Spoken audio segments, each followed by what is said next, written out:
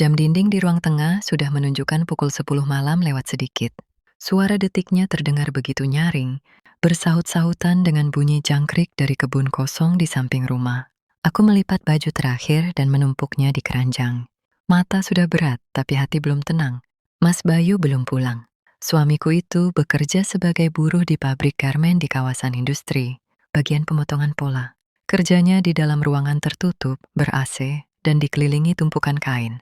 Seharusnya, risiko paling besar dari pekerjaannya hanyalah terkena debu kapas atau bau oli mesin jahit. Seharusnya dia pulang dengan rapi, meski lelah. Tapi, ada satu pola aneh yang sudah berjalan hampir setahun ini. Setiap tanggal 14, Mas Bayu selalu pulang larut malam dengan kondisi yang tidak masuk akal.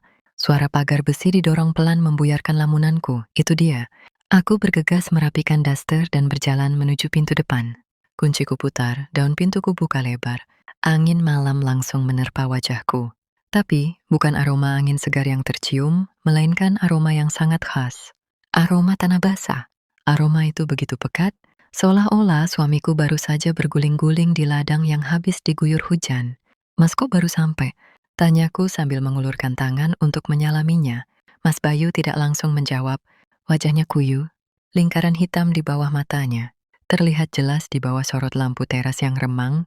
Dia tidak tampak seperti orang yang habis duduk menjahit pola seharian. Dia tampak seperti kuli bangunan yang baru selesai mengaduk semen. "Ya Bu, tadi ada sedikit masalah di jalan." Suaranya serak. Dia melepaskan jaket kainnya dengan gerakan lambat, seolah tulangnya ngilu semua. Saat itulah aku melihatnya dengan jelas. Celana jeans biru pudar yang dipakainya kotor luar biasa. Bagian lutut ke bawah penuh dengan noda tanah merah yang sudah mulai mengering. Bukan sekadar percikan air comberan, tapi gumpalan tanah liat yang menempel di serat kain. Sepatu kets hitamnya pun sama, sol bagian bawahnya penuh lumpur tebal. "Mas, itu celana kenapa kotor begitu? Kayak habis main di sawah." Mas Bayu menunduk sebentar melihat kakinya, lalu menghela napas panjang. "Tadi ban motor bocor di jalan pintas belakang pabrik. Jalannya kan masih tanah, Bu, habis hujan pula. Terpaksa aku dorong motor lumayan jauh sampai ketemu tukang tambal ban." Alasannya masuk akal. Sangat masuk akal. Bulan lalu, alasannya dia terpeleset ke parit saat mau beli rokok di warung pinggir jalan. 2 bulan yang lalu, katanya dia membantu teman yang truknya mogok dan harus tiarap di aspal yang becek. Selalu ada alasan logis setiap tanggal 14. Aku masuk ke dalam mengambilkan segelas air putih dingin. Saat kembali ke teras, Mas Bayu sedang berusaha membersihkan lumpur di sepatunya dengan ranting kayu. "Minum dulu, Mas." Dia menyambar gelas itu dan menenggaknya sampai habis dalam sekali tarikan napas. Jakunnya bergerak naik turun dengan cepat. Dia haus sekali.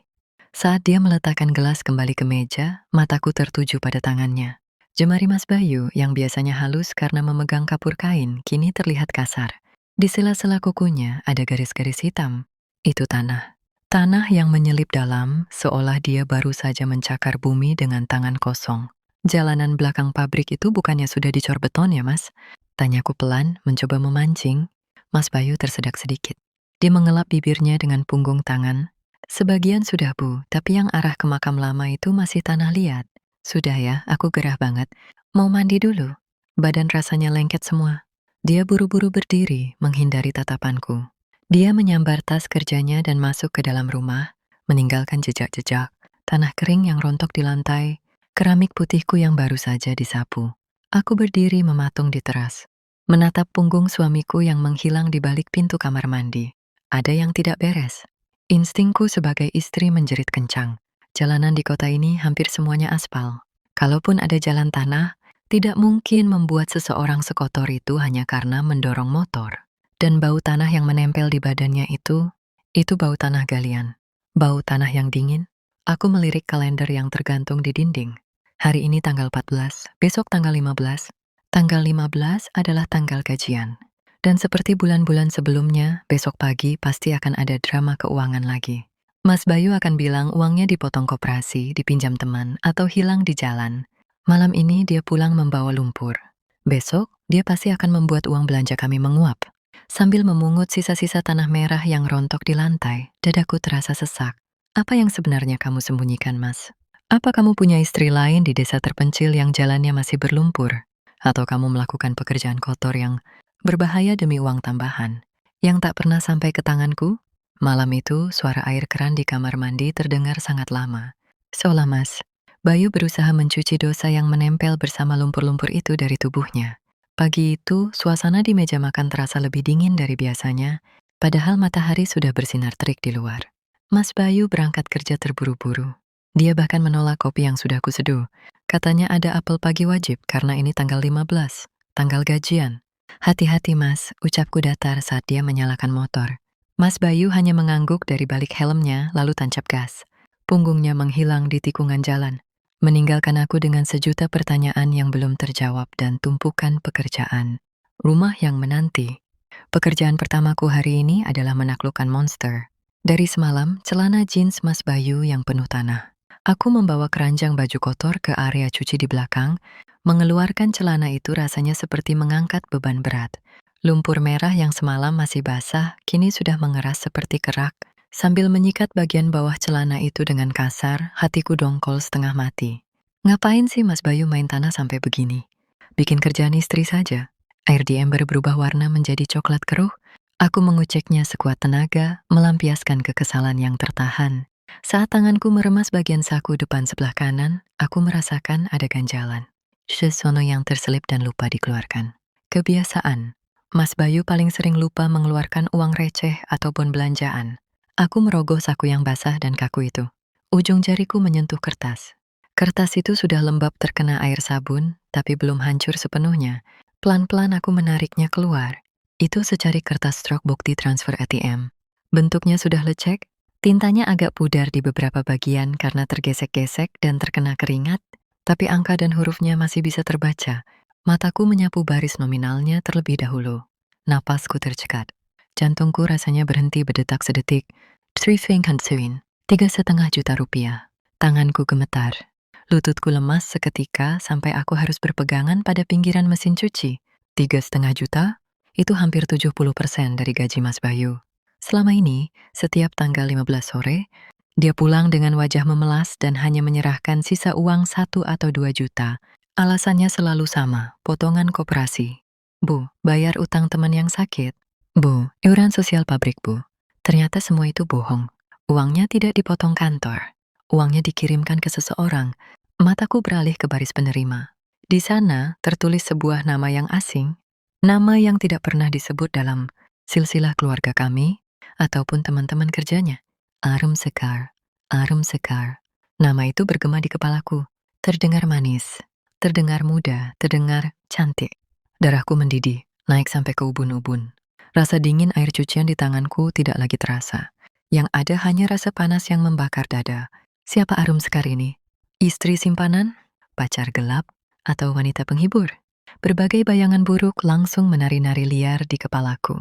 Jangan-jangan Mas Bayu pulang malam dengan baju kotor itu karena dia habis membangun rumah untuk si Arum ini di desa yang jalannya masih tanah. Atau jangan-jangan tanah di celananya itu akibat dia berguling-guling melakukan hal tidak senonoh di kebun orang.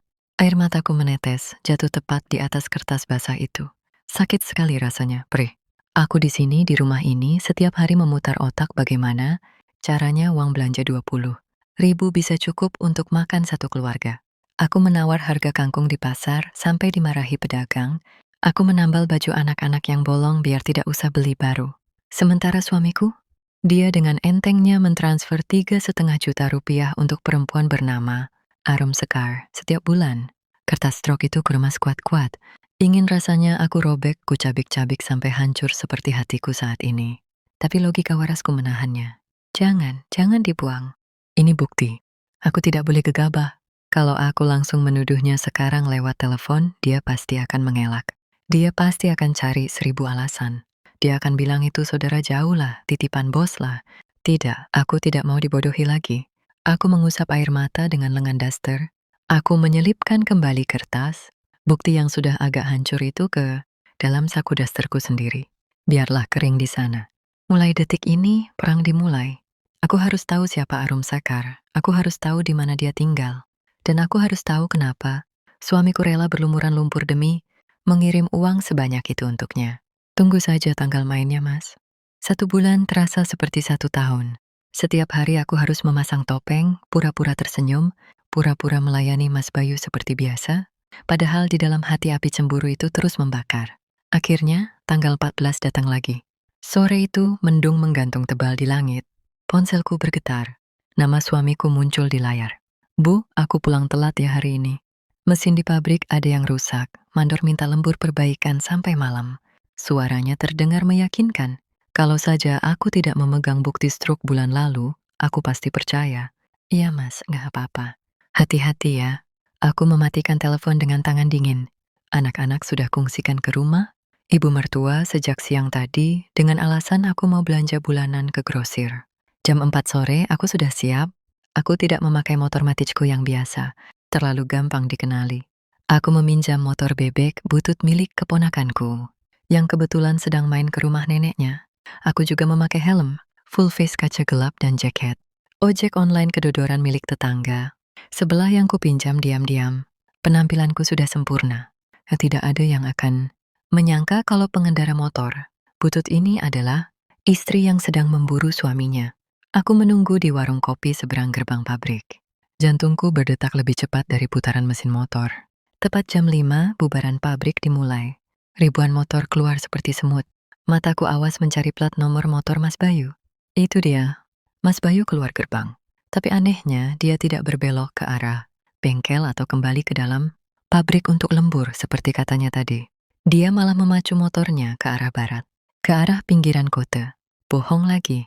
Aku menarik gas, menjaga jarak sekitar 30 meter di belakangnya. Awalnya kami melewati jalan raya yang ramai. Lalu, motor Mas Bayu mulai berbelok masuk ke jalan-jalan tikus yang semakin sepi. Perumahan padat penduduk mulai berganti dengan kebun-kebun kosong dan pepohonan bambu. Jalanan aspal mulai berlubang-lubang, lalu berganti menjadi jalan tanah berbatu. Hatiku mencelus. Jadi benar ceritanya bulan lalu. Dia memang lewat jalan tanah. Tapi untuk apa?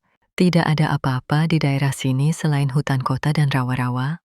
Apa dia menyembunyikan arum sekar di gubuk tengah hutan? Semakin jauh kami masuk, suasana semakin sunyi dan gelap karena rimbunnya pohon. Bulu kudukku mulai meremang. Tiba-tiba Mas Bayu memelankan laju motornya. Dia berbelok masuk ke sebuah gerbang tua yang catnya sudah mengelupas. Aku mengerem mendadak, bersembunyi di balik pohon trembesi besar. Mataku menyipit membaca tulisan di gapura gerbang itu. Tempat pemakaman umum, TPU Kamboja, kuburan. Dahiku berkerut hebat. Ngapain dia ke kuburan sore-sore begini? Apa dia janjian sama si Arum di sini biar nggak ketahuan orang? Tempat ketemuan yang gila. Mas Bayu memarkir motornya di bawah pohon Kamboja.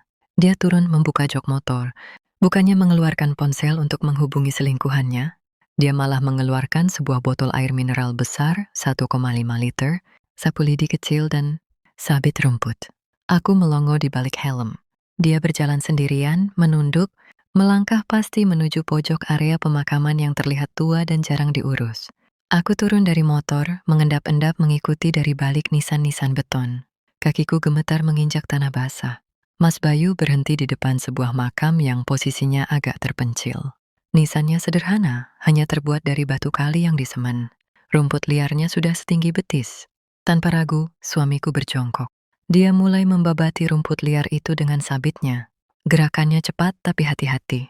Dia menyiangi tanaman liar, membuang daun-daun kering, lalu menyiramkan air dari botol yang dia bawa ke atas pusara. Dia bahkan mengeluarkan sikat kecil dari saku celananya, lalu menyikat lumut yang menempel di batu nisan itu sampai bersih. Keringat mulai bercucuran di pelipisnya. Ujung celananya mulai kotor terkena cipratan tanah, persis seperti penampilannya setiap tanggal 14 malam. Jadi, ini yang dia lakukan selama ini. Membersihkan kuburan orang, aku celingukan ke kanan dan ke kiri. Mana Arum Sekar? Mana wanita muda yang ditransfer jutaan rupiah itu? Tidak ada siapa-siapa di sini selain kami berdua dan ratusan nisan bisu. Lalu aku melihat sesuatu yang membuat hatiku nyeri. Setelah selesai membersihkan makam itu, Mas Bayu tidak langsung pulang. Dia duduk bersimpuh di samping gundukan tanah itu. Dia menangkupkan kedua tangannya ke wajah. Bahunya berguncang. Suamiku menangis. Menangis terseduh-seduh di depan kuburan asing itu, seolah-olah dia sedang memohon ampun pada Raja yang Agung. Suara isaknya terdengar pilu menyayat hati, beradu dengan suara angin sore yang menerpa daun Kamboja. Siapa yang dikubur di situ? Mantan pacarnya? Istri pertamanya yang tidak aku tahu? Atau anak haramnya? Rasa penasaran ini sudah tidak bisa ditahan lagi. Persetan dengan persembunyian. Aku harus tahu nama siapa yang tertulis di batu nisan itu. Aku melangkah keluar dari balik pohon, menginjak ranting kering hingga patah. Krek. Suara itu terdengar keras di kesunyian makam. Mas Bayu tersentak kaget. Dia menoleh cepat, wajahnya basah oleh air mata dan keringat. Matanya terbelalak horor saat melihat sosok berhelm yang berdiri. Kaku tak jauh darinya. Aku membuka kaca helmku perlahan. Mas. Wajah Mas Bayu seketika pucat, lebih pucat dari kain kafan. Bibirnya gemetar hebat. Bu, kamu... Aku melepaskan helm yang membuat kepalaku terasa berat, lalu meletakkannya begitu saja di atas rumput liar. Angin sore meniup rambutku yang lepek karena keringat. Ngapain kamu di sini, Mas? Suaraku bergetar, bukan karena marah, tapi karena rasa takut menghadapi jawaban yang akan keluar dari mulutnya. Mas Bayu masih terduduk di tanah. Dia tidak berusaha berdiri. Dia tidak berusaha lari. Dia hanya menatapku dengan pandangan kosong, seolah-olah rohnya sudah separuh melayang. Sabit kecil di tangannya terlepas, jatuh berdenting mengenai batu nisan. Bu, maafkan aku. Cuma itu yang keluar, maaf, kata yang paling aku benci saat ini karena tidak menjelaskan apa-apa. Maaf buat apa? Buat selingkuhan kamu? Buat perempuan bernama Arum Sekar itu? Aku merogoh saku daster di balik jaket ojolku. Mengeluarkan kertas struk lecek yang sudah kusimpan sebulan penuh. Dengan tangan gemetar, aku melempar kertas itu ke arahnya. Kertas itu melayang ringan, jatuh tepat di atas gundukan tanah basah yang baru saja dia siram. Jelaskan, Mas, siapa Arum Sekar? Kenapa kamu kirim uang sebanyak itu ke dia? Kenapa kamu bohong soal gaji? Dan kenapa kita ada di kuburan? Mas Bayu memungut kertas itu. Dia menatap angka nominal di sana, lalu tertunduk lesu. Bahunya turun, seolah beban yang dia pikul selama ini akhirnya meruntuhkan tubuhnya. Dia tidak menjawab pertanyaanku soal selingkuh. Dia malah mengelus batu nisan di depannya. Ini makam Pak Rahmat, Bu. Aku mengerutkan kening. Pak Rahmat? Siapa lagi itu? Bapaknya si Arum. Kamu ingat kejadian 10 tahun lalu? Waktu kita baru kenal? Waktu aku masih jadi sopir truk ekspedisi antar kota? Ingatanku melayang mundur. Waktu itu, Mas, Bayu pernah pulang dengan wajah pucat dan truk yang penyok bagian depannya. Ingat, kamu bilang kamu nabrak pohon asem karena ngantuk. Truknya rusak parah sampai kamu dipecat bosmu. Mas Bayu menggeleng pelan. Air matanya menetes lagi, jatuh ke tanah makam.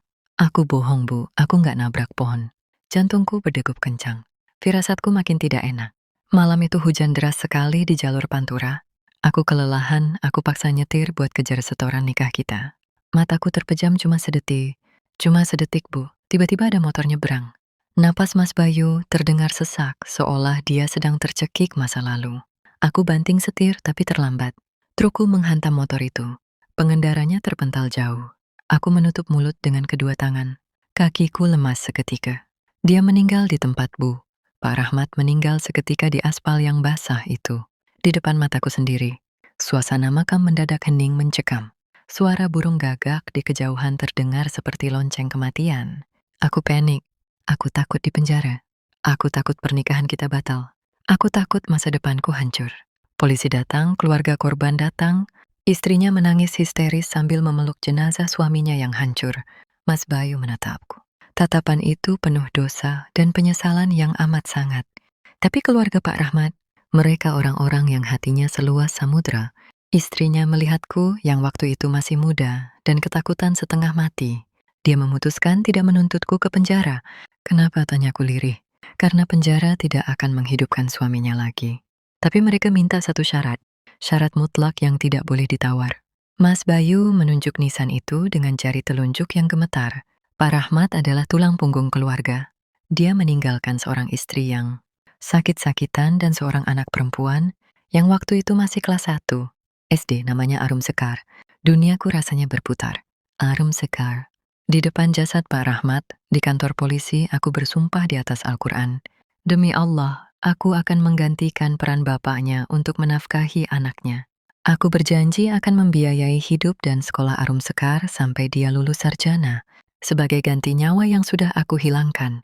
Jadi uang itu, uang sekolah Arum, Bu. Uang semesterannya. Uang obat ibunya. Arum sekarang sudah kuliah semester 4. Dia anak yang pintar. Air mataku tumpah tak terbendung.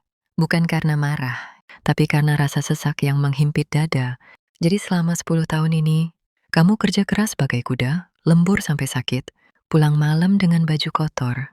Cuma buat nebus dosa ini? Mas Bayu mengangguk. Setiap tanggal 14 sebelum gajian turun, aku ke sini, aku bersihin makam bapaknya. Aku ngomong sama nisannya. Aku bilang, "Pak, maafin saya. Bulan ini saya transfer uangnya lagi. Anak bapak baik-baik saja. Amanah bapak masih saya jaga." Mas Bayu menunduk sampai keningnya menyentuh tanah. "Maafin aku nggak pernah cerita, Bu. Aku takut. Aku takut kamu jijik punya suami pembunuh. Aku takut kamu ninggalin aku kalau tahu gajiku habis buat biayai anak orang lain.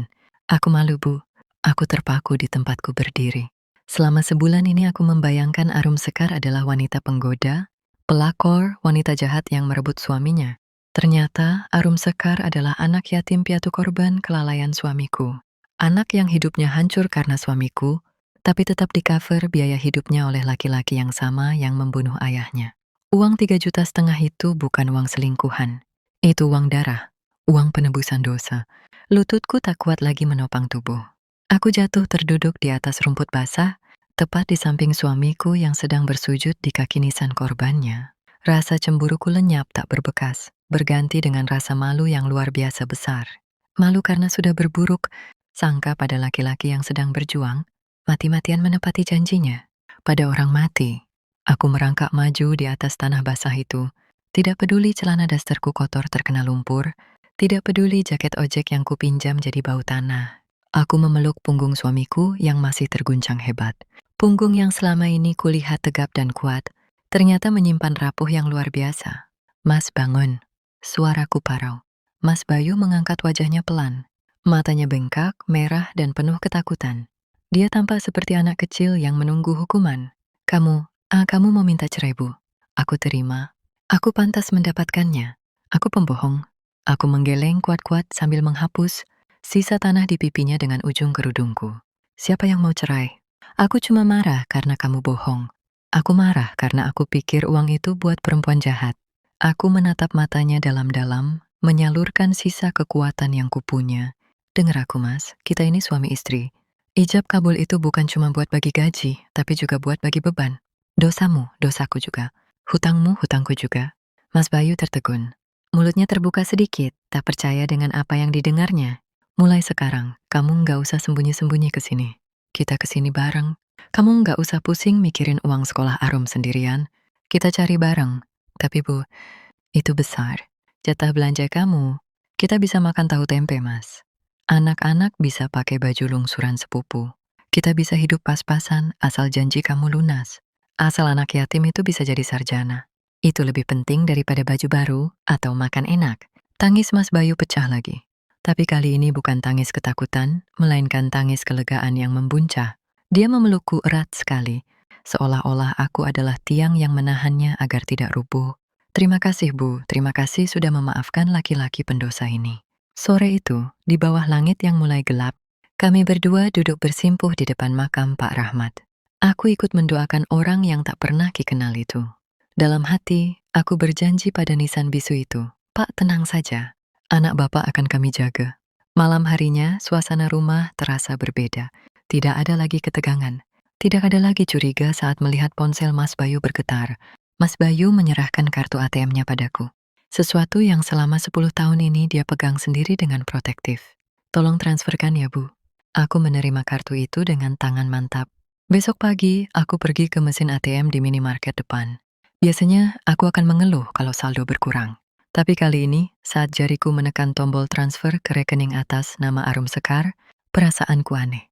Ada rasa damai yang menyusup ke dalam hati. Angka 3,5 juta rupiah itu berpindah. Di layar tertera tulisan transaksi berhasil. Aku tersenyum tipis. Uang itu bukan hilang. Uang itu sedang menanam masa depan. Uang itu sedang membersihkan rezeki kami dari sisa-sisa kesalahan masa lalu. Sepulang dari ATM, aku mampir ke toko bahan kue. "Bu, beli tepung terigu 5 kilo, kataku pada pemilik toko. Aku punya rencana. Gaji Mas Bayu memang habis untuk Arum, tapi aku masih punya 2 tangan. Aku bisa bikin donat kentang. Aku bisa bikin risoles. Aku bisa titip jual di kantin pabrik tempat Mas Bayu kerja atau di warung tetangga. Aku tidak akan membiarkan suamiku berjuang sendirian lagi." Sorenya saat Mas Bayu pulang kerja, dia tidak membawa lumpur. Bajunya bersih, wajahnya cerah. Beban 10 tahun itu sudah diangkat dari pundaknya. Bu, tadi Arumwa. Dia titip salam buat ibu, katanya terima kasih. Uang semesterannya sudah masuk. Dia bilang IPK-nya semester ini 3,8. Aku tersenyum lebar sambil menyodorkan teh hangat. Bilang sama dia, Mas, belajar yang rajin. Jangan kecewakan bapaknya.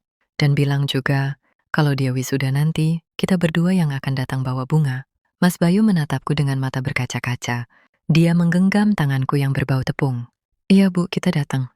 Misteri setoran tanggal 15 itu akhirnya terpecahkan. Bukan menjadi badai yang menghancurkan rumah tangga kami, tapi justru menjadi perekat yang membuat kami sadar arti sehidup semati, sesusah dan sesenang dalam dosa dan dalam taubat.